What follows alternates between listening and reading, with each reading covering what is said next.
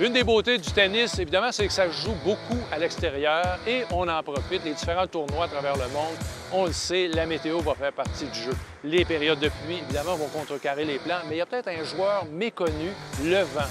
Vous savez, les stades sont construits dans des endroits bien dégagés. On est au parc Jarry ici, donc espace vaste, le vent s'en donne à cœur joie et peut circuler allègrement.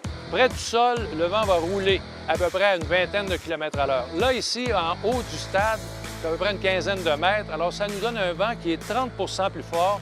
Alors, constamment, là, depuis un petit moment, j'observe des rafales qui pointent à plus de 30 km à l'heure. Alors là, ce qui se passe, c'est que notre vent en l'air au-dessus du stade roule quand même assez vite, frotte un peu en surface sur les parois, les côtés du stade.